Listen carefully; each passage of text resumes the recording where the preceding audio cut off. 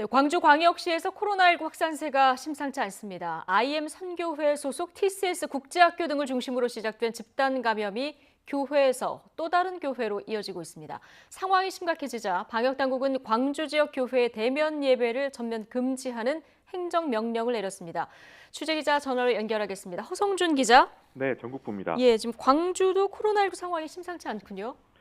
네, 어제 하루 광주광역시에서 발생한 확진자는 모두 33명입니다. 이 가운데 20명이 광주 안디옥 교회와 관련이 있습니다. 또 3명은 에이스 TCS 국제학교 등 IM 선교회에서 운영하는 비인가 교육시설에서 나왔습니다. 광주에서는 일주일 전인 지난 23일 17명이 양성 판정을 받은 것을 시작으로 26일에는 확진자 수가 110명을 넘었습니다. 지금까지 IM 선교회의 비인가 교육시설 두 곳에서만 모두 160여 명의 확진자가 발생했고 불씨가 옮겨진 안디옥 교회에서 85명이 감염됐습니다. 최근에는 꿈이 있는 교회에서 14명이 양성 판정을 받는 등 교회에서 교회로 꼬리를 물고 감염이 번져가는 모양새입니다.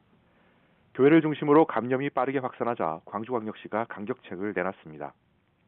다음 달 10일까지 모든 교회의 대면 예배를 금지하고 온라인 예배로 전환하는 겁니다. 광주광역시는 대면 예배 금지를 어기는 교회에 대해서 구상권 청구와 고발 등 강력하게 대처한다는 방침입니다. 또 집단 감염을 불러온 광주 TCS 국제학교 등이 초등등 교육법과 감염병 예방법 등을 위반했다며 정부 차원의 대응을 건의했습니다.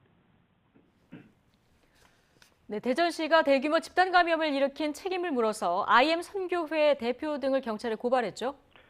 네, 대전시가 방역 수칙을 위반한 혐의로 IM 선교회의 마이클 조 선교사와 IM 국제학교 대표를 경찰에 고발했습니다. 미인가 교육시설인 IM 국제학교는 대면 예배 금지 기간에 예배당에서 예배를 하는 등 방역 수칙을 지키지 않은 것으로 조사됐습니다. 또 사회적 거리 두기가 완화돼 좌석수의 20%만 대변 예배를 허용한 기간에도 방역 수칙을 위반한 정황이 포착됐습니다. 앞서 마이클 조 선교사는 지난 24일 받은 진단검사 결과가 음성으로 확인돼 자가격리 중인 것으로 알려졌습니다. IM 국제학교 대표는 코로나19 확진 판정을 받고 병원으로 이송돼 치료를 받고 있습니다. IM 선교회 산하 교육시설에서는 지금까지 IM 국제학교에서 170여 명이 양성 판정을 받는 등 모두 350명이 넘는 확진자가 나왔습니다. 지금까지 전국부에서 YTN 허성준입니다.